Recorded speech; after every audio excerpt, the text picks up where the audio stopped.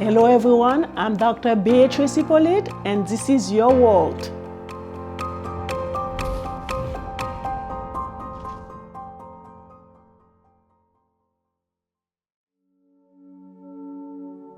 Today we have the privilege to have a special guest with us, the Pastor Cassandra. Hello Pastor, how are you? I am fantastic. Thank you so much for having me, Dr. Hippolyte. I'm so excited to talk about this topic today. It's a pleasure to have you. So Awesome. I must say thank you to you because I know the commute was not easy, especially it seemed that it's raining today. Yeah. So it's like, I feel that you are really doing me and all the people who are watching and listening a big favor, and we thank you for that. Awesome. Today we're gonna speak about something very special. We're gonna talk about faith and mental health.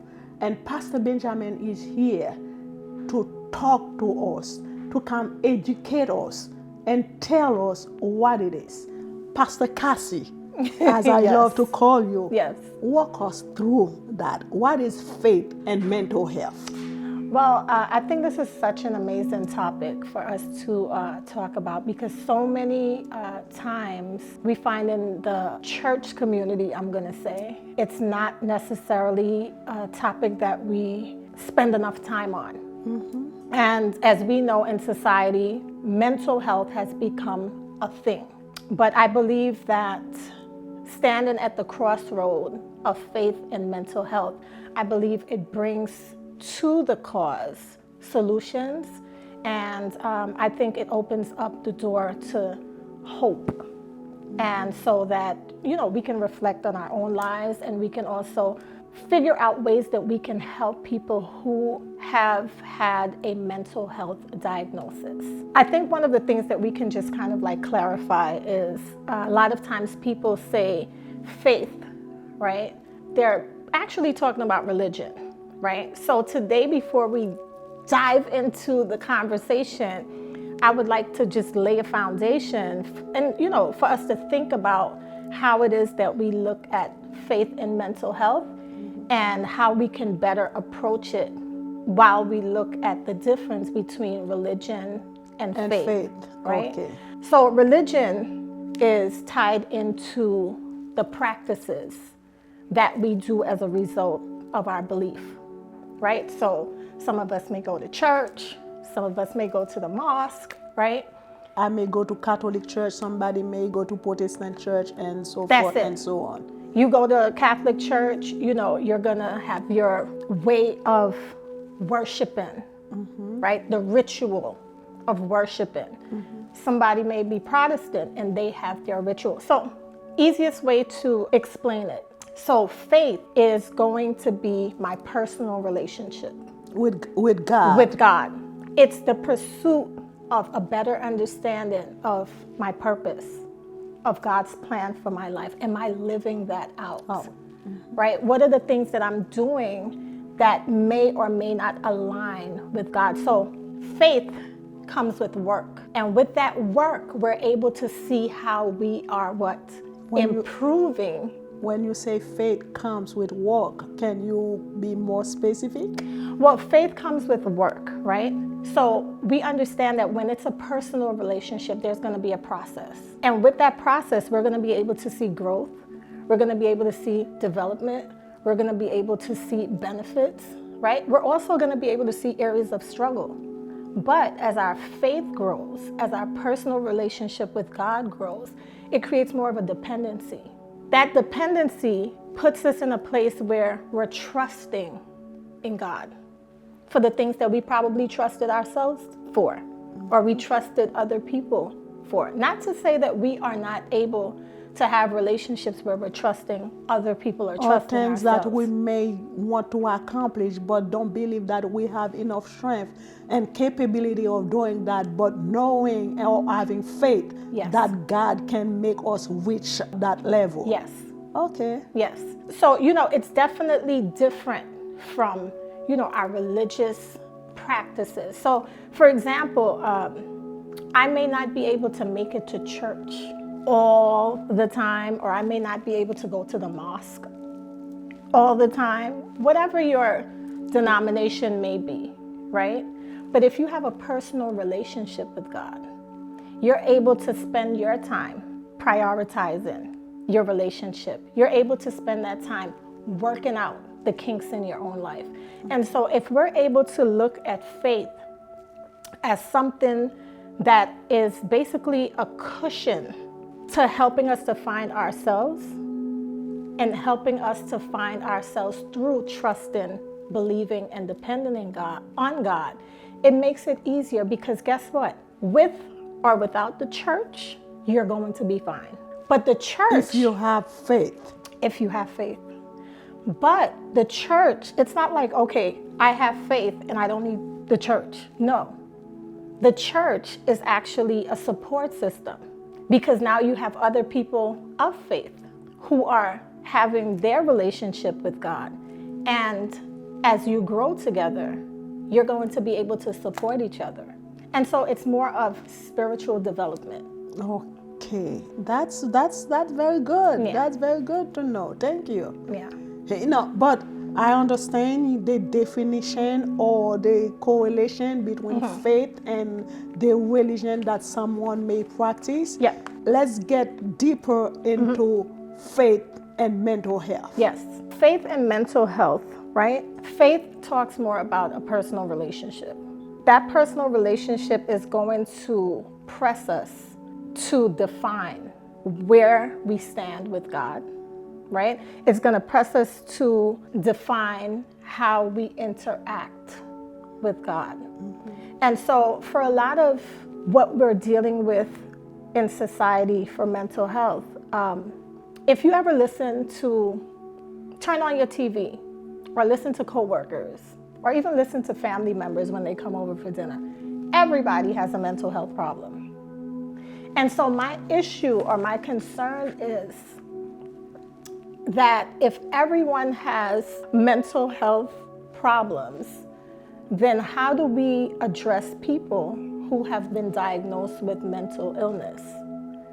And so I believe that faith comes in handy when we have people who are able to see mental health challenges different than they see a mental health diagnosis. I would say it depends on what mental health problem that you were diagnosed with.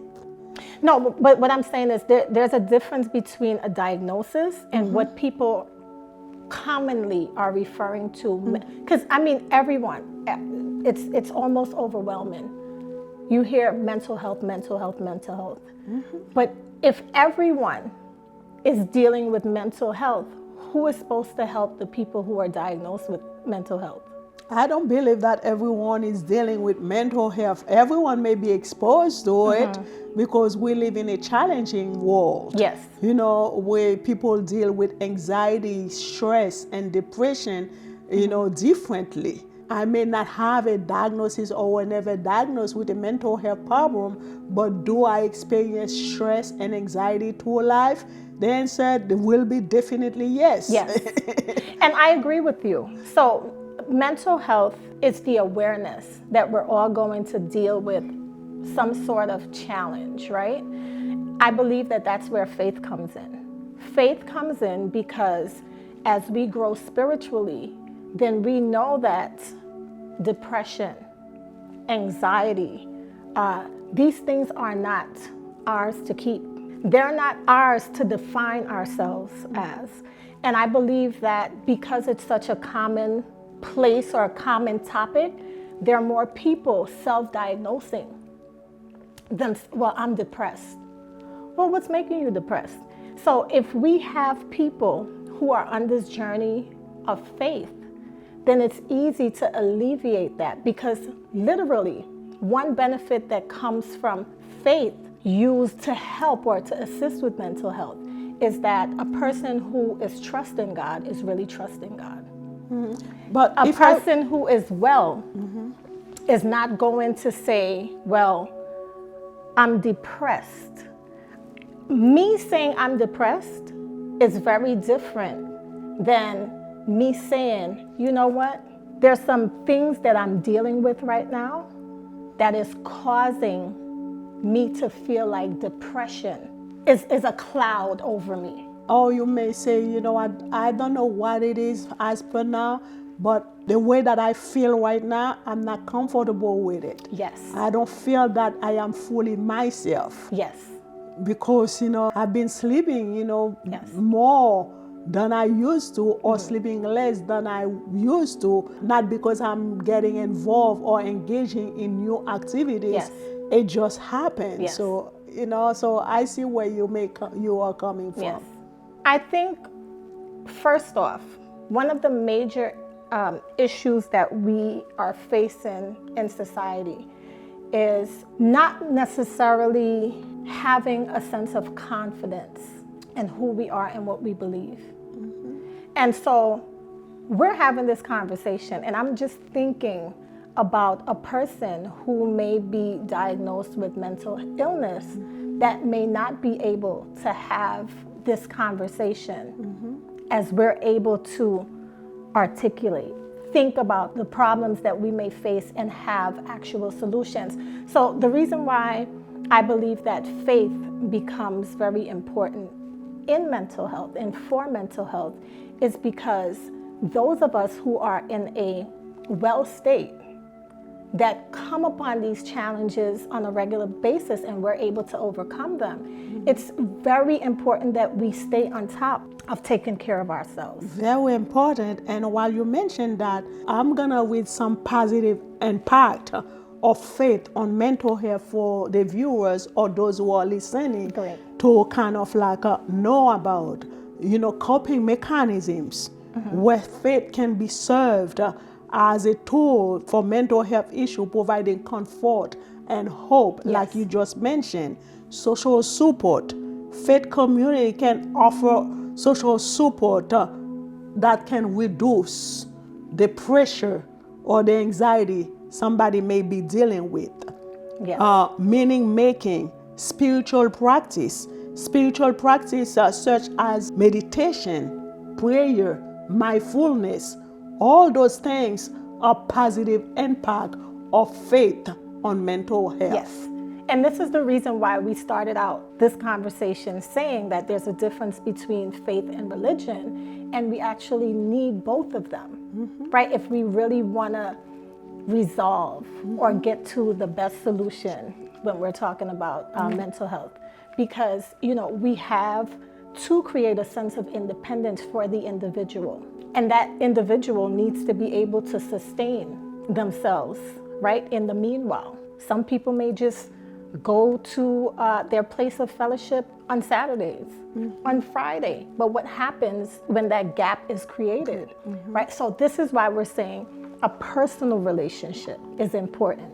So that when you do get back to that community, that place of being in the same collective with others, right? It's a support system, but you also want to be able to support yourself when the layover is in place. Do you believe that if you don't have that personal relationship or don't create that personal relationship with your God, that can have an impact? Oh, I believe that a personal relationship is imperative. I mean, you look at something like recovery from addiction or even recovery from an illness. There has to be a sense of belief in the individual that I'm going to overcome, that I'm going to heal, that I'm going to be okay. So a sense of belief in that, in you as a person, myself as an individual, not in the God that you're serving. Well, in God, but my belief is connected to what I believe in God, as opposed to someone coming and being that voice in my ear.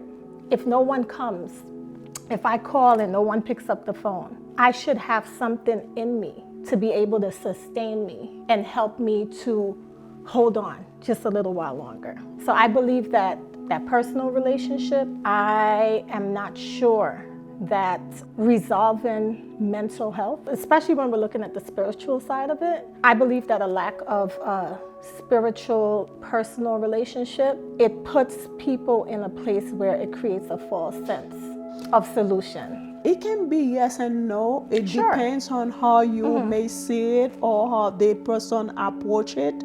there are people, who believe in God. It doesn't matter which church that they go to, but they may be dealing with some mental health issues. But they know that the minute they go to the church that they normally attend, I don't know if their faith play a role into it, because sometimes, I may be a faithful person, but I may choose not to go to any church. I just believe that God exists and I love God. I try to do my best to treat people the right way or live my life according to God's will. Yeah. But never really bother to go or attend any church, regardless of the denomination. Yeah. There are people who live their life like that, and believe it or not, so they are really believers. Yeah. But there are people who say, you know what, though, I have faith, I have a good relationship with God, I'm really connected with God, but I want to have a community where I can go and pray in community and worship together, because I feel when I do that, so I kind of like, it's empowered me. Yeah. So I find strength there. Yeah. And whatever that I was dealing with, the fact that I go to church, I go to that assembly, and I pray with others. So the anxiety, the stress, the depression that I was feeling or I was living under, I feel, that a weight, has been lifted. Exactly. Yeah. So it's like, hey, you know what? They're going to continue to go because it's been beneficial for them in that regard. Yeah. So, but there are people also who may say, you know what? I don't want to go because I know I may be judged. I don't want to be seen as somebody who's weak. It's a challenge. Yeah. But myself, if I were to pick, I would rather be in community. Yeah. Yeah. Regardless of what people may say, whether that you may see me as weak or what have you. Like I always tell people, seeking for help is a sign of strength. Yes. It doesn't matter what other people are gonna say. You're not weak. When you look for help for whatever the situation that you may be dealing with, you're not weak. You're strong, because it takes strong personality. Yeah. It takes strong people to realize, you know what? I need help at this moment. Yes. And wherever I can get that help, Yes. so I'm gonna seek for it. And so every situation, right, is different. Every person is going to have a different story. Their circumstance is going to be different.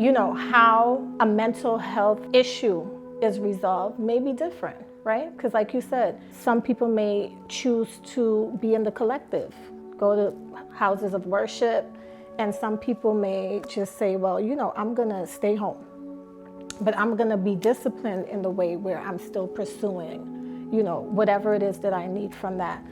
Faith, we talked about faith and mental health, but if we think about it, what part of our lives can we actually move on from or move on with without faith, right? And one of the things that we can also look at is mental health doesn't have an age.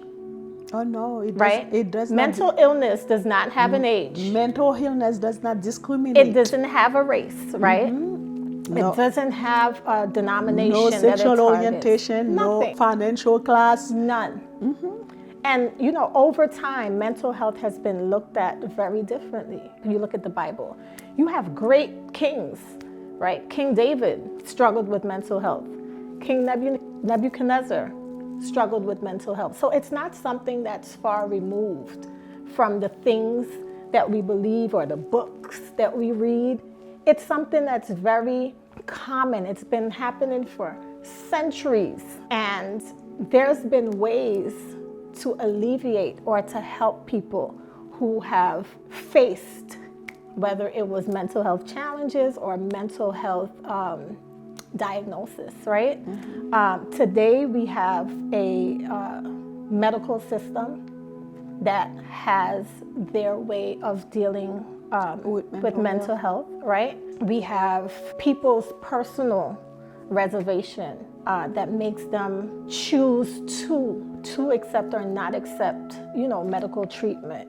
I can share this from a personal standpoint. At one point, I ran a business where I worked with, young children, and many of them were diagnosed with mental illness or challenges, right? A lot of it was behavioral, and many of their parents were approached, and it was said to them, like, this kid needs to be on medication. They're too active. They don't have any focus. My advice to them quite often was that you should be open to all of the options that are in place, but there should be a place where you start to try some solutions that may be helpful for the long haul, right? Before you just say, okay, yes to medication, right? That's how I am when I go to the doctor. Well, doc, is there anything else that I can try before I just commit to this medication?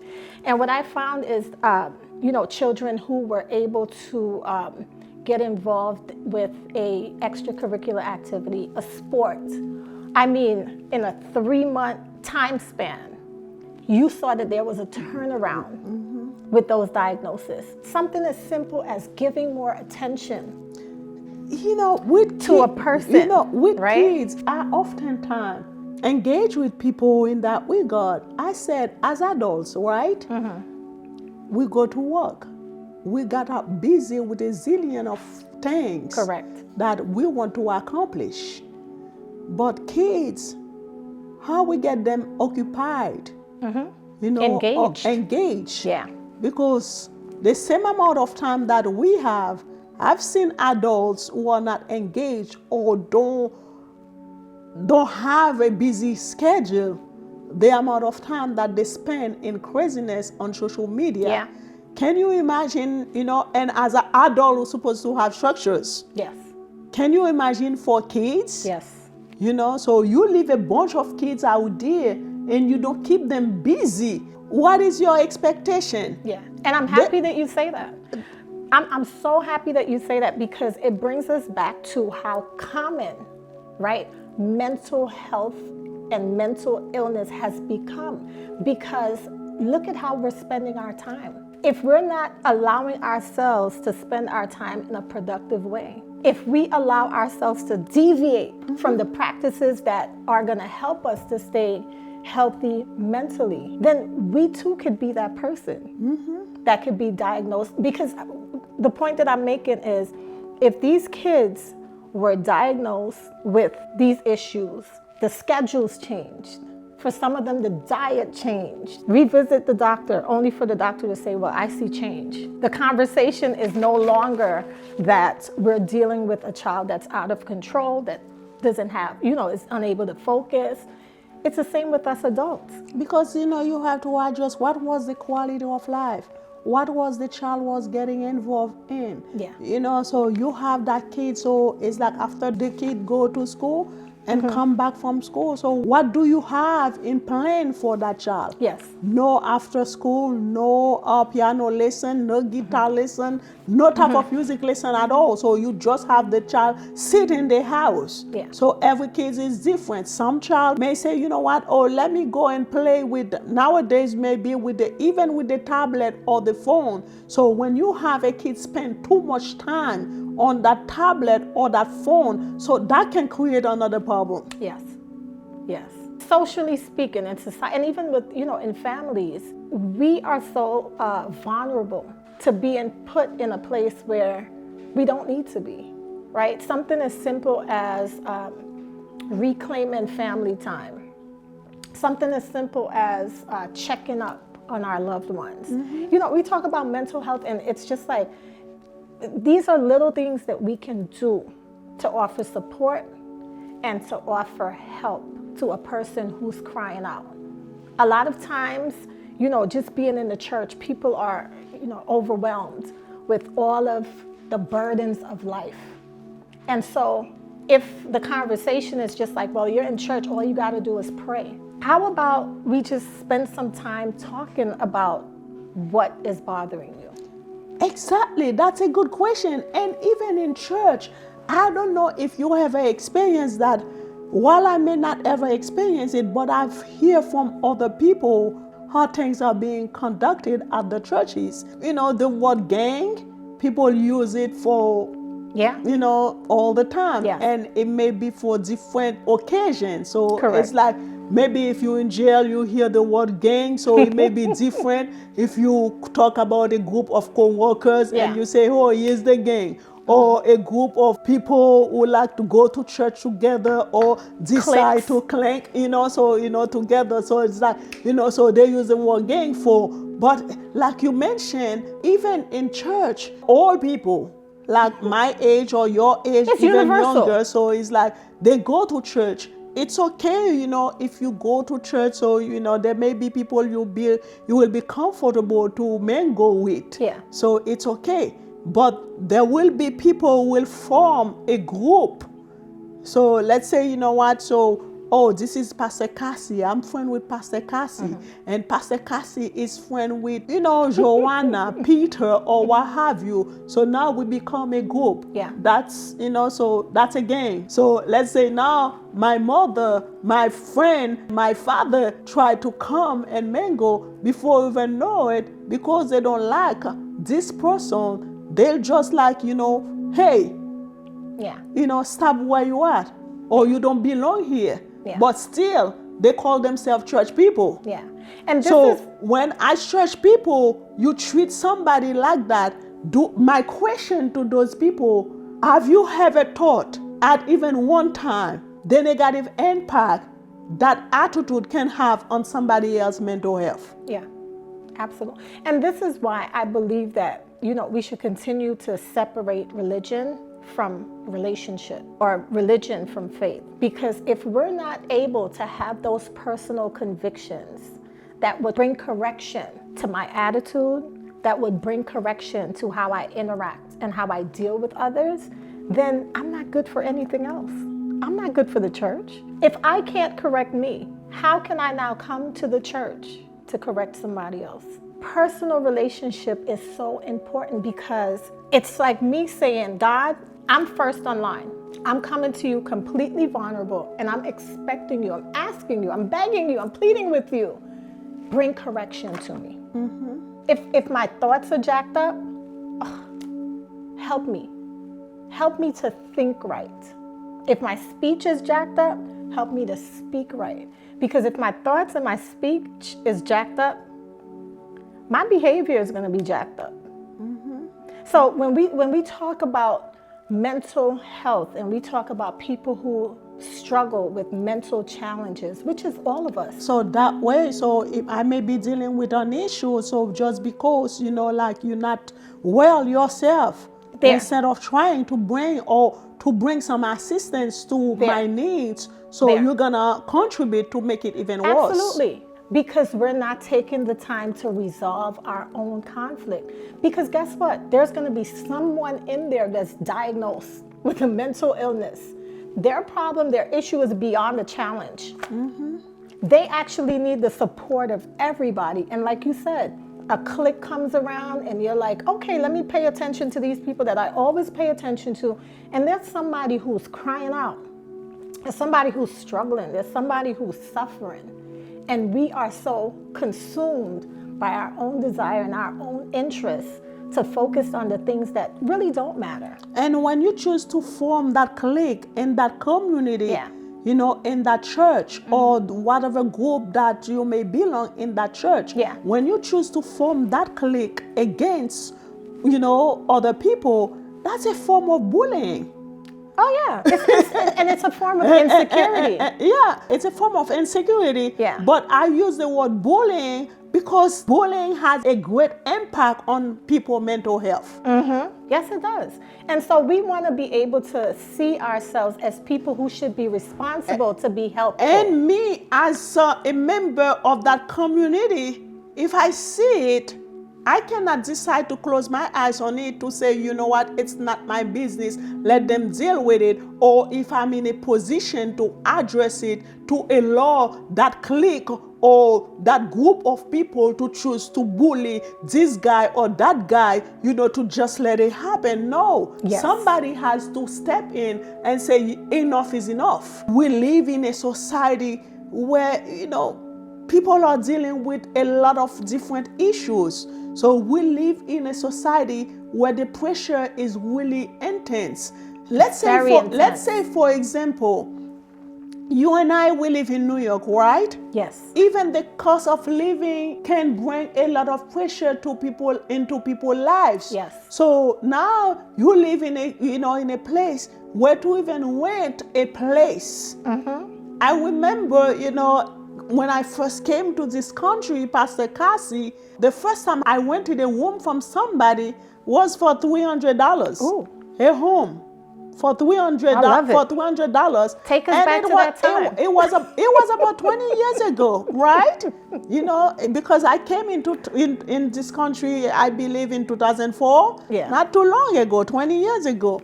So now to rent a home from somebody in that same state, you need, depending on where and the size of that home, you need between $1,000 to $1,500. Yeah. And if it is in the city of Manhattan, that can be more. And bear in mind, whatever that you were making, your salary, there is no increase. Yeah.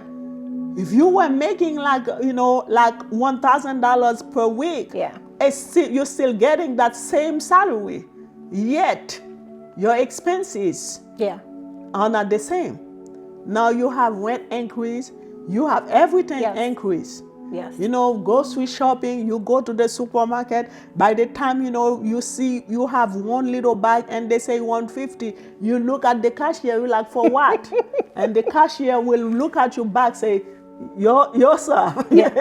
So it's, it's very serious, it's very important. Very important. My next question to you, Pastor Cassie.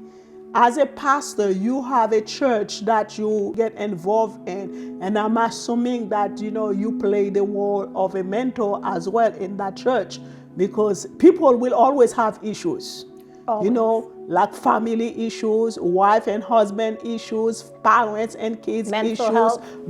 all the problems, mental health. Yeah. Because those issues, those are the issues when when they are not being addressed properly, that will lead you to a mental health issue. Yes. Let's say, for example, so if you were dealing with a lot of stress about a toxic relationship, or you have your child not behaving, or you have a child getting involved into the criminal justice, like all the time, as a mother or as a, just a parent, that will definitely affect you. And to see that, so you're losing a child through the system. Yeah. So that can take a lot. That can take a toll on somebody. When you experience those situations with the people who may come to your church, or people who know people who are coming to your church and need your assistance, so how you normally address that? I'm pretty sure you deal with that a lot. I do. But, I'll say this to you. One of the things that I am constantly saying to people is that it's so important to have a personal relationship with God. Because I've been witness to that mother who may have had a child in the street. I've been witness to that spouse who may have been drained by a partner not being loyal. And I've watched these people pursue a personal relationship with God and found peace. I've watched them apply a level of dedication that they didn't have initially. And I've seen how their faith walk has brought them to a better place. And so what happens is that there's this change of dependency. You have your benefits from your job, and you have your dependents. They tell you, list your dependents, right?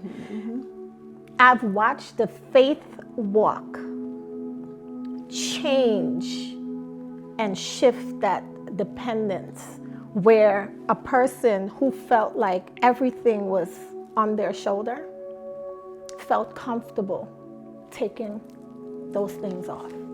You know why? Because they said to me, you know what, Pastor, I've just decided to trust God. And you can only know what that looks like when you make that personal decision for yourself. See, nobody can unburden you. Only you can. It's a decision that we have to make. But nobody just shows up with a burden and decides to throw it off. Some people have been carrying things for so long that the burden, it feels normal. Like heavy for some people has been normalized. Like this is how it's supposed to feel. They just, kind of say, that's my life. And they've accepted it. So part of the faith journey is not accepting what's not yours. It's like not accepting depression. Depression is not mine. It can drive by. I can feel it.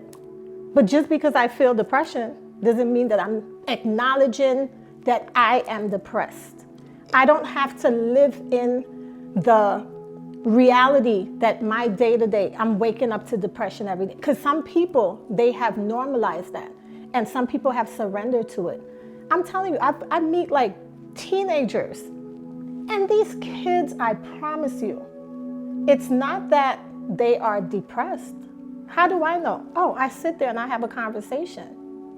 I'm able to unpack the reality of what their lives really are. Many people use the word just to use it, while a proper diagnosis was never associated to it. So if you come and you tell me that, the way that I feel, I don't like it, but to come up and to tell me that you suffer with depression, whoever diagnosed you, because you cannot just decide, to diagnose yourself or to let anybody who's not in a professional in the domain to diagnose you.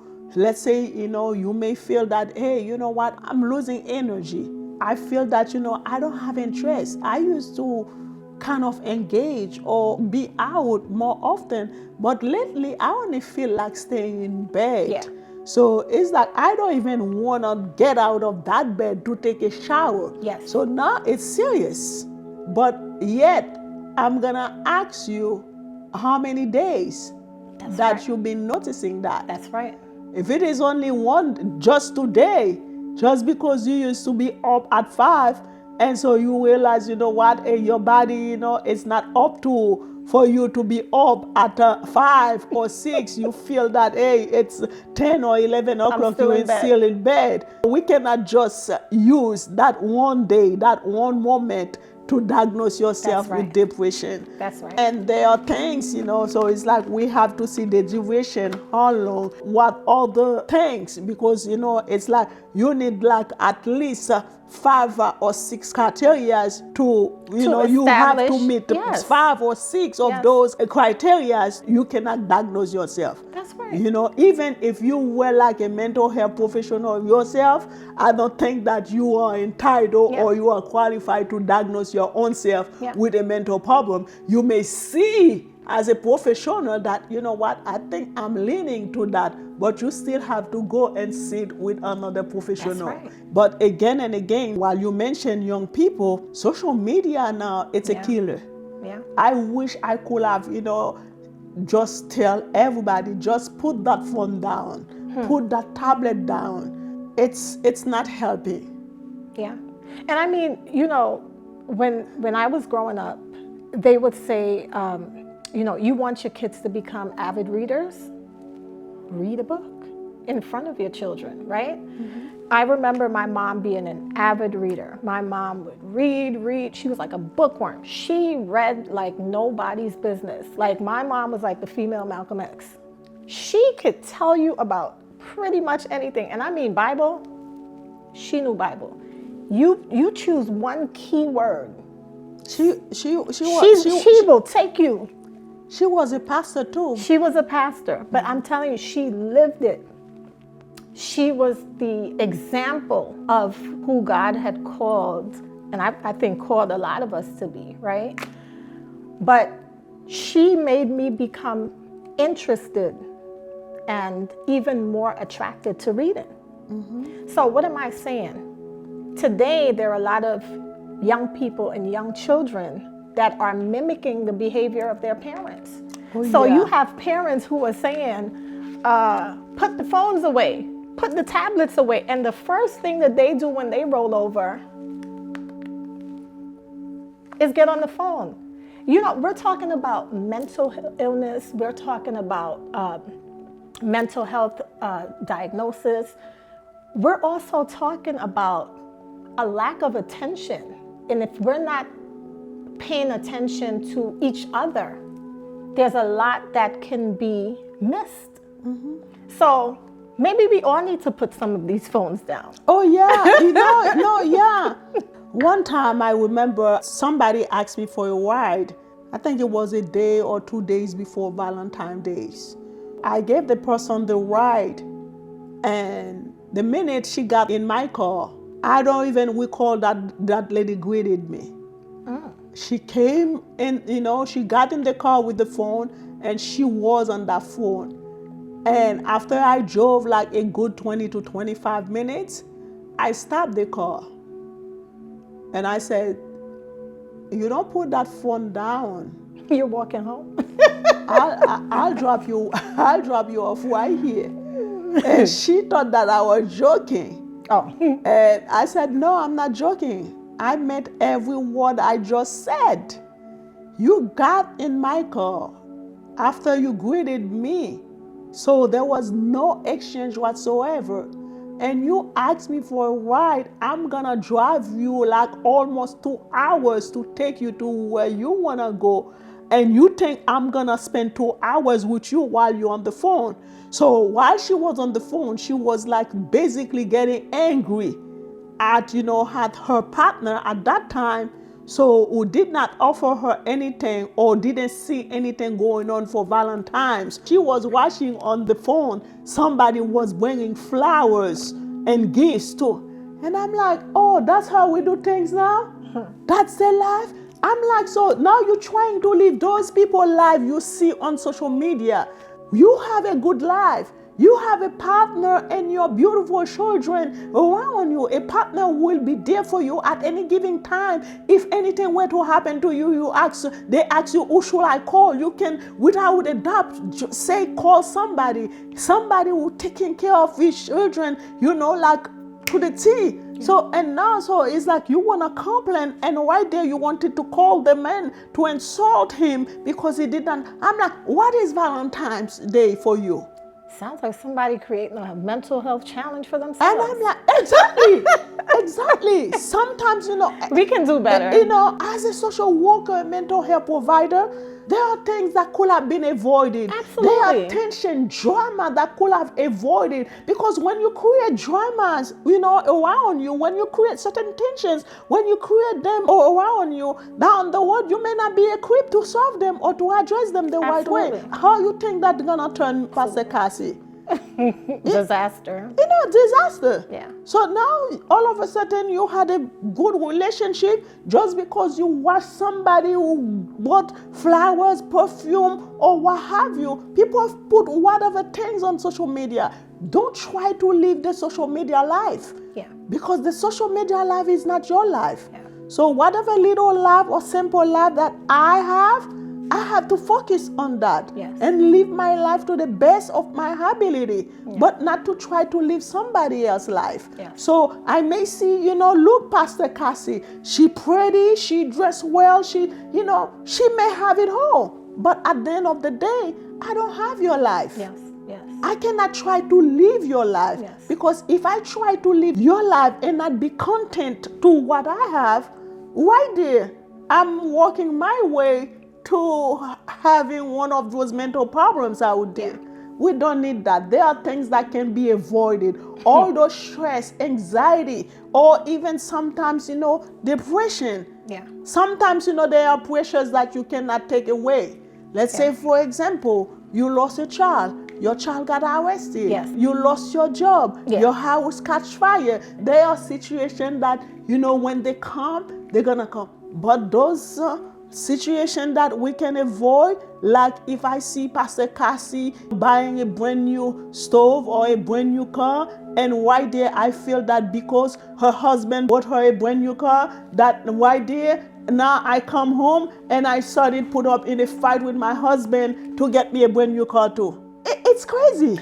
I'm so happy that you're giving those examples, because it just reinforces that we need to get hooked into faith, and we need to get hooked into pursuing an individual, a personal relationship with God.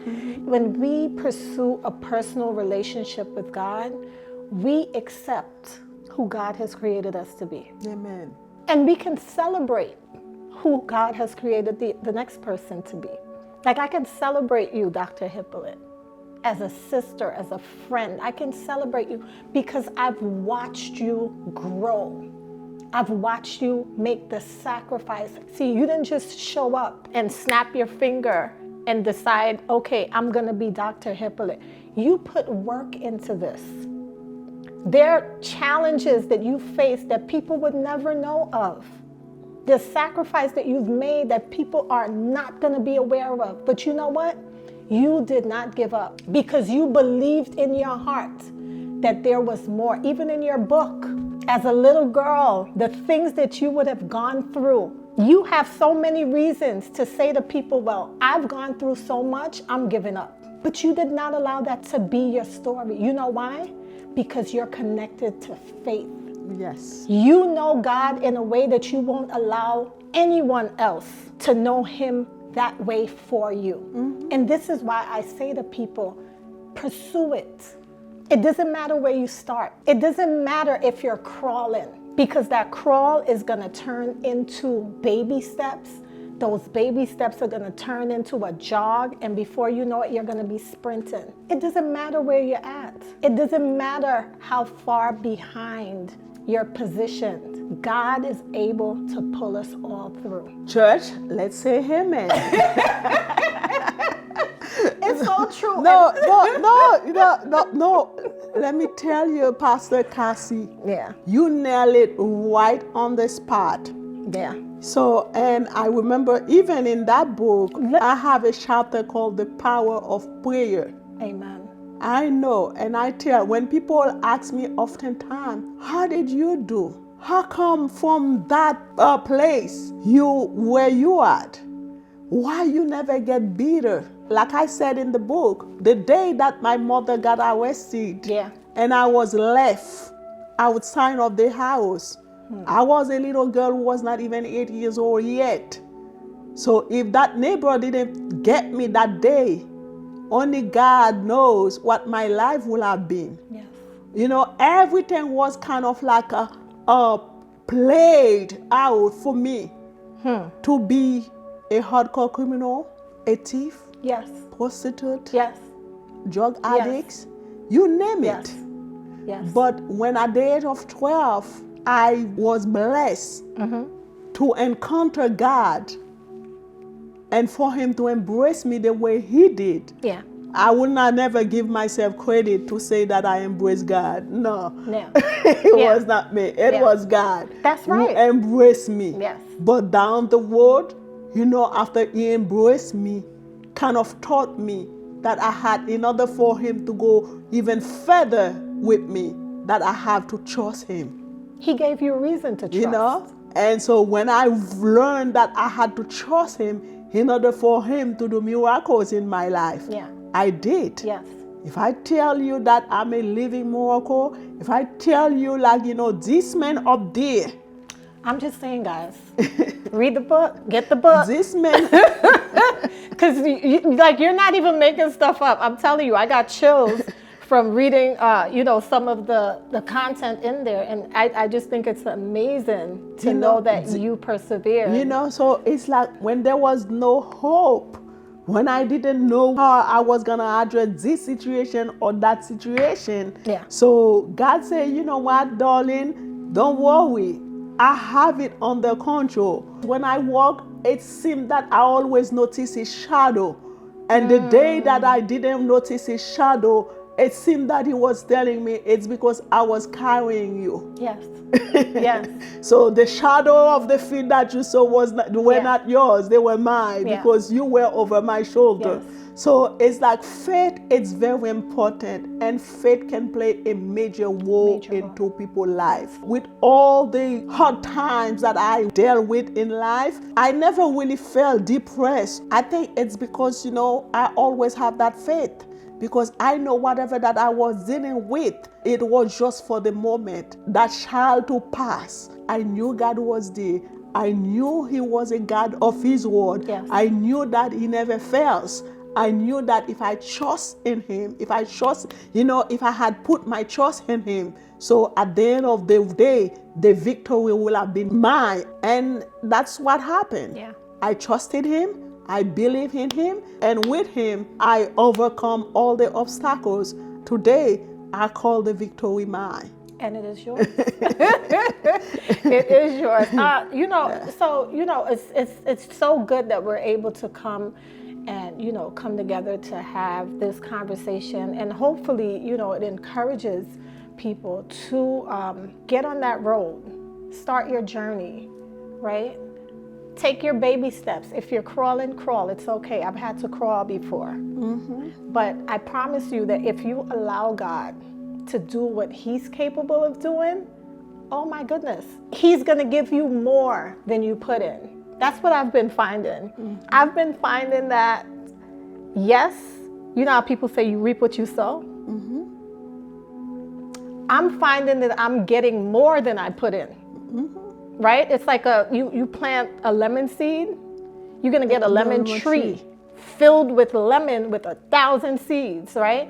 And I think that's what God is, wanting us to believe, or he's wanting us to be reminded of. He is all powerful. Mm-hmm. I'm just being reminded of this scripture from Romans chapter 10, 17. It says, faith is developed by hearing the word of God.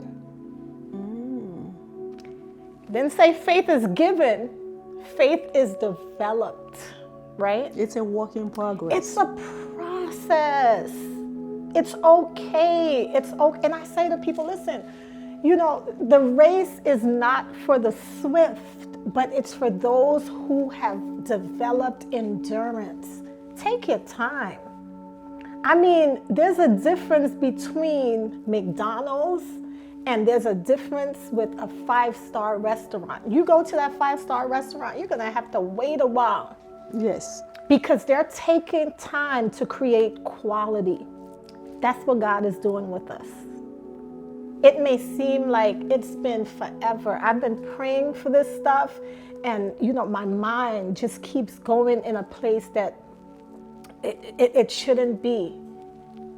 Keep hearing the word of God. Oftentimes, we may ask God for something, but you already see what you're asking may not be good for you.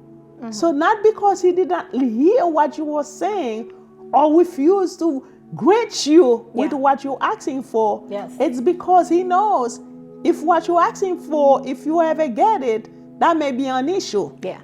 That may not be your point of returning to him.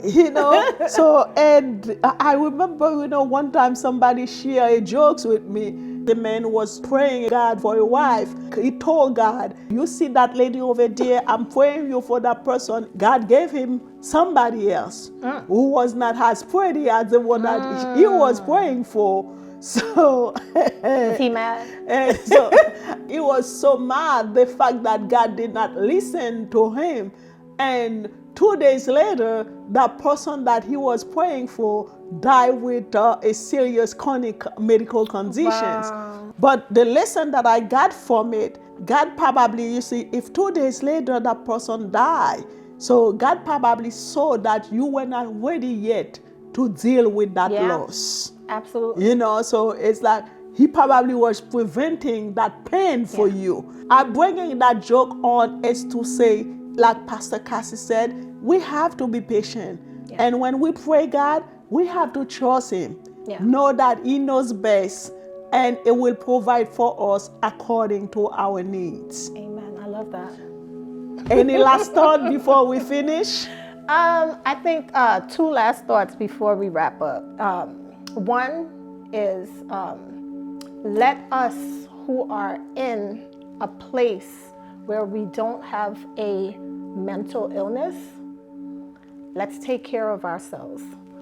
Let's take care of ourselves to the point where we are an asset and a resource to those who are plagued with mental illness.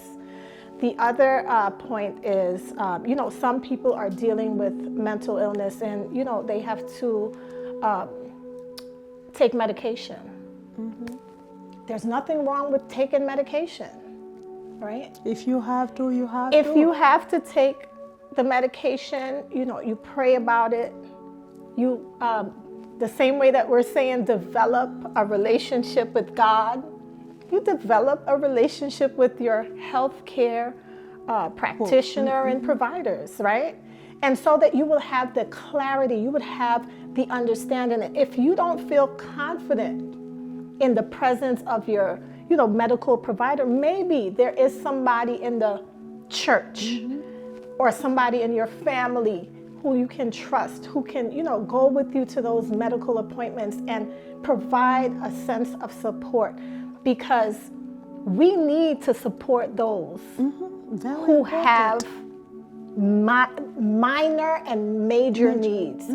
And with a person who is dealing with a mental health diagnosis, they have major needs. And so we can't make ourselves comparable so much so that we become not helpful to the cause. So I just want to encourage us all to take care of yourself. If you're dealing with mental health challenges, you are an overcomer. Stay strong. Continue to press in. Listen for the voice of God. Hear the words of God. God will never leave you astray. And I just pray that you have a good life, that you have a good outlook on life, and that you are able to receive all the rewards that God has put in place for your life. Yes, indeed. And know that we hear you. We're here for you. Yes. And have faith in yourself. Pastor Thank you, Cassie, Dr. Hippolyte. Thank you so much. It was a very delighted conversation. I enjoyed, and I assume all of you who are watching or listening will learn, from it. Thank you so much. Thank you so much. I'm so proud of you. Continue to do the good work that's going to serve others who have great need. Amen. Of that said, it was with you, Dr. Beatrice Hippolyte, with your word.